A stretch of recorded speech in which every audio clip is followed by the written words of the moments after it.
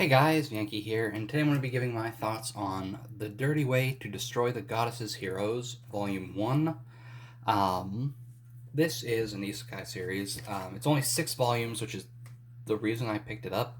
I've been just sort of looking for shorter series, right? Like, I've got a few long running manga and light novels that I'm actively following, but I've been wanting to get into more short things, so like 4, 5, 6 volumes, things like that. And this was a series that caught my eye. So again, right away, it's an isekai series. If you don't like that, you're not gonna like this because it's not all that different. It's got a fun twist that I haven't seen before, but outside of that, it's not really that different. Um, so right away, our hero, in quotes, what is his name? Do I have it written down? Shinichi is not summoned by a king or just ends up there or a god. He is summoned by the Demon Lord, which I don't think that's particularly original either. I think that's been done. Um, but basically, the Demon Lord summons him for the purpose of destroying the goddess's heroes, the heroes blessed with basically immortality by the goddess. Um, and the Demon King, Demon Lord, is struggling to take care of them, or basically just to, like, because they're immortal. Basically, he's struggling, and he got a human from another world to come help him. Um, Basically, demons are coming to the human world, so we've got a human world, a demon world, and the reason demons are coming here is for food. Food in the demon world is terrible, and so the demon lord's daughter, whose name did I have it written down? Reno, uh, wants good food. Like, I think it was her mother brought back some bread from the human world, and Reno liked it, and so she wants good food. So they basically built a little castle in the mountains, away from a bunch of away from everyone. Um, but Human Town saw this as an invasion, and they are attacking, sending the heroes. And the Demon Lord wants them to stop attacking them so they can try and grow food. Um, all right. So we have Shinichi, we have Reno, we have the Demon Lord, and then the other main character here in the Demon Lord's castle is Celeste, the elf maid. Um, she's just the maid, and she, I don't know, is sassy. Constantly calls Shinichi a pervert and things like that. Um, what do I have here? All right, so Shinichi, the title of the series, "The Dirty Way to Destroy the Goddess's Heroes." That is the entire premise of the thing. Um, Shinichi isn't strong. He has to sort of come up with ways to defeat people that can't die, and so he has to um, break their spirits, basically. So the first batch of heroes, like in the first chapter or two, um, one, he finds the little magic circle they're using to teleport to the demon territory, and he basically just puts like a big stone there, so when they teleport in, they're stuck in the stone and can't move and can't breathe, and then they pass out, and he chains them up, and he's just like basically torturing them, um, eventually getting them to agree to give up. Um, so that's sort of how we're introduced. We see sort of how far he's willing to go to break them, and sort of how it's like established that when he would play games in his world, like that's what he liked to. He liked sort of pushing it, trying to break things, and sort of like win in unconventional ways that maybe weren't intended. Um, and so he puts that into play here. He breaks the spirits of the heroes, and they all run away. At which point, the priest, who is sort of our main villain in this, do I have Bishop Hube? He's in charge of the church. He's basically just trying to work his way up to a more powerful position, and he's basically the one pushing for this attack on the demon castle.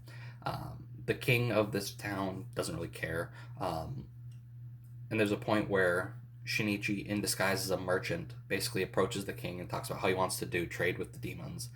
Uh, and the king is receptive to it, and it's Bishop Hube that sort of steps in and stops him, right?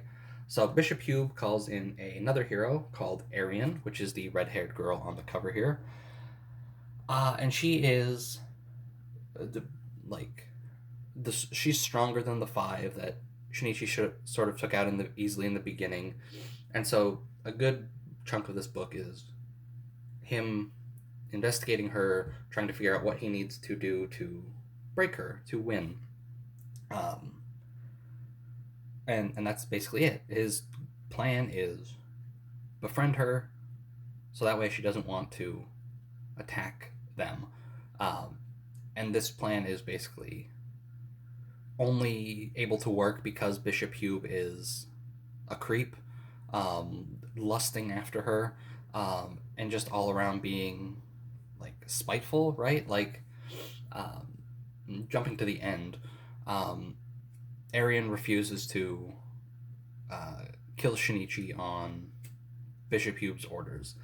And at the end, when Shinichi comes face to face with Bishop Hube at the end, he basically says, like, if you had sent somebody else to just defeat us, it would have worked, but because you were spiteful and sent Arian to come do it, like, everything fell apart. Come on. So that's fun. I like this first volume a lot. I'm interested to see where it goes. What else do I have in my notes? I'm all over the place this video. I'm sorry about that. We talked about the story. Let's talk about the magic. Humans don't have a lot of magic. Demons have a lot of magic. Death is basically near impossible in this world. Like, as long as the body isn't, like, blasted to smithereens, like, people can be revived. Any people. Not just heroes. Heroes can die, like, can be revived no matter what. So I think, like, if their body is even destroyed, they can still come back. But, like, a normal person, if they get an arrow in their heart and die, as long as their body's intact, they can still be revived. And so, and the same thing with demons. Like, revival magic is just easy. And so death doesn't really matter. So that's sort of why the Demon Lord summoned Shinichi in the first place, to sort of help them come up with a way to stop them, because death doesn't really happen, and the Demon Lord is being sort of careful as to not annihilate these people to actually start a big conflict, because that's not what they're there for. Despite the Demon Lord being ready to just sort of attack at any moment, he's being cautious because, again, he's portrayed as, like, this really doting father who will basically bend over backwards to appease Reno. So, like, he'll talk about how he wants to just massacre all the humans that are attacking them, and then Reno will be like, well, no, don't do that. I don't want you to do that. And then he buckles immediately. So that's fun. I like the Demon Lord. I like that. That's always, like, a fun character for me. Like, the big, strong, like, guy who just immediately falls in line whenever his kids tell him to do something. I think that's fun. Celeste, out of the main characters here, she's probably the weakest for me. I don't really like the dynamic she has with Shinichi. Like, I don't know, like, the standing around constantly insulting him. I don't know. We'll see how it goes. So far, not the biggest fan of her. Shinichi's fun. I'm not a huge fan of him so far. I like how he's doing things. I like how he's sort of using his head and not just using his strength. And basically, he even sort of found a way to give himself magic capabilities. In, like, he figures out that having magic used on you by other people sort of enhances your ability to use magic, and so he sort of abuses that, and abuses magics to, like, strengthen his body. Like, there's, like, a pain numbing magic he uses, so that way he can just do, like, push-ups, like, way more than he should be able to do, without feeling any pain, and then using healing magic to sort of heal his muscles, right? Things like that. He's smart, and it's interesting to see him, like his ideas and how he's doing things. Um, Reno's just kind of nothing. She's just the cute little girl. She didn't really do much in this volume. Celeste was there throughout, which was unfortunate. Arian was fun. We learned by the end that she's half dragon, and people are afraid of dragons because, like, dragons are very dangerous. Um, and so she's keeping that a secret. And that's sort of also another way that Shinichi is able to sort of sway her over to befriending him by just sort of accepting that she's half dragon. And I like how it's done too. It's not like he doesn't just accept that she's half dragon because that's part of his plan. Um, like he even goes over like, I'm from Japan. Like monster girls are a big deal over there. Like this is exciting. I'm interested in this. And also her dragonness is like a few scales around her neck or something. Like it's not a big deal at all. Um. Oh yeah. Okay. Last two things. Um. First, I talked about Shinichi basically learning how to give himself magic capabilities and sort of him using his knowledge from his world, so like modern sciences, like specifically knowledge of elements and how they work, to change like the properties of things. So like he got like an apple. They had apples in their little village.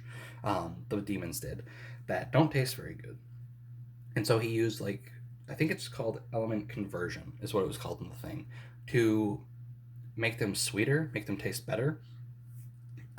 So that's neat. He uses that a bit. I'm interested to see sort of how far the author is able to go with that, because it is neat, sort of using like knowing how to make like water, and so like he could make a bunch of water or something, things like that. You can do interesting things with that. So I like that magic.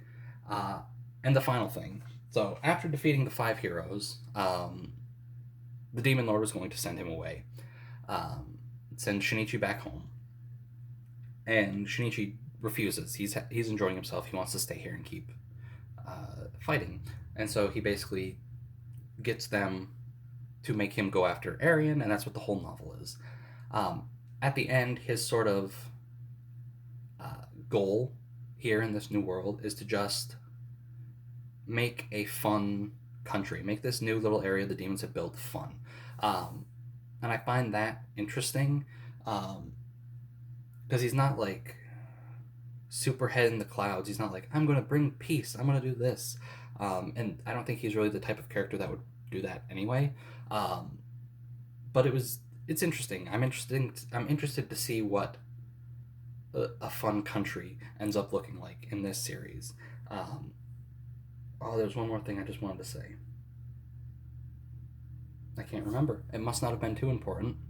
Um, but yeah, that's my thoughts on the actual novel. It's fun. I'm interested to see where it goes. It's only 6 volumes, um, so that's interesting. Again, I'm interested in some short stuff. Like I don't need a 30 volume long series. Just give me a nice short, sweet beginning, middle, and end.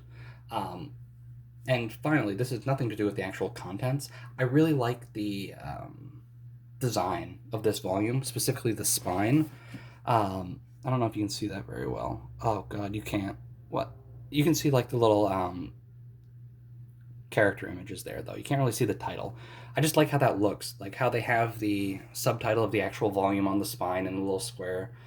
Um, and then a couple characters. I think it looks really good. It looks better than how some novels just sort of slap a piece of character art up at the top. Like here's High School DxD Volume One, where Rias's image is just sort of slapped on the top. Um, I like the I like the design of the volumes of this series, which is a weird thing to sort of bring up, but I think it looks good. And I think it looks good on a shelf. Like I really like the spines. Anyway, that's it. A good first volume. I'm interested to see where it goes. I'm interested to see, one, are we ever going to meet the goddess that is bestowing these powers on the heroes? Um, I assume the next few volumes is just going to be more heroes. Um, So I'm interested to see what they're like, and I'm interested to see how the food situation goes and sort of how the country turns out. So like I'm in one volume. I'm interested. I'm excited to see where it goes. So anyway, thanks for watching, and I'll see you guys next time.